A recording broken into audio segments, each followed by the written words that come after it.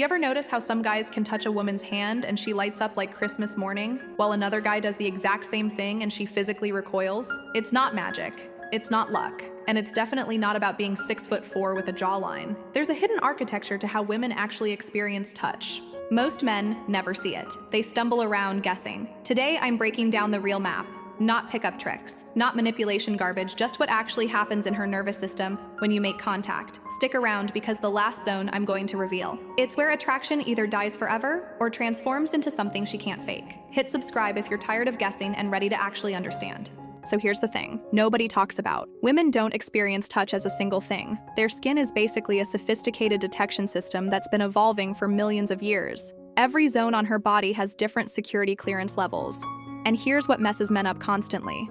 She decides your access level in about half a second, not consciously deep in her limbic brain where she can't control it. You could be saying all the right words, but her body is running a background check on your energy, your timing, your intention, all through your hands.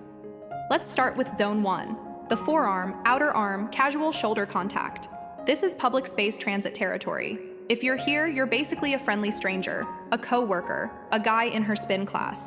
She doesn't flinch because there's zero risk. But here's the mistake most guys make. They camp out here forever. They think because she's not pulling away, they're building something. You're not. This is the waiting room. You can't build attraction in neutral territory.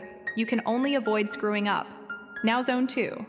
The transition zone, I'm talking about hands. Fingers that moment when high-fiving turns into letting her hand rest in yours a second longer. This is where men get confused because it feels intimate. It's not really. This is the interview stage she's testing. Can you hold pressure without crushing? Can you be present without grabbing the guys who rush this?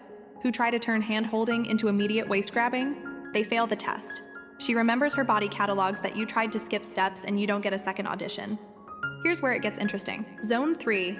The hips, waist, lower back. This is the first actual risk zone for her. She can't see your hands back there. She has to trust her peripheral sense, her gut feeling about whether you're stable or sketchy. Most guys think this is where they make their move wrong. This is where she decides if you're capable of protection or if you're just another guy trying to cop a feel the difference time. If you've earned it, she'll actually shift her weight into your palm, almost imperceptibly. But if you watch for it, that's her body voting yes. If she stays rigid, keeps that inch of space, you're still in the waiting room, brother. And pushing harder just locks the door. But the final zone, the one that actually changes everything, it's not where you think. It's not sexual at all, it's the hair. Specifically, the moment when she lets you adjust it, tuck it behind her ear, brush something off her shoulder. This seems small. It's not hair as pure identity for women, it's hours of maintenance, it's how they present to the world. When she allows you to rearrange it even slightly, she's giving you editorial power over her self-image. That's massive. That's not about sex. That's about trust so deep, she's not even guarding her appearance around you anymore. Watch her eyes when you do this. If they soften, if her shoulders drop half an inch, you've reached a level most guys never touch because they were too busy rushing toward obvious places. So here's the real takeaway. The guys who get stuck in the friend zone, they're usually stuck in zone 1 or 2 thinking time will do the work. The guys who get labeled creepy, they try to force entry into zones 3 and 4 without passing the earlier clearances. And the guys who actually end up with women pursuing them, they understand that every zone is a conversation. Her skin is talking to you constantly. Pulling away is no, stillness is maybe, leaning in is yes, but the hair is when she stops talking and just hands you the pen to write the next chapter. If this clicked something into place, hit that like button.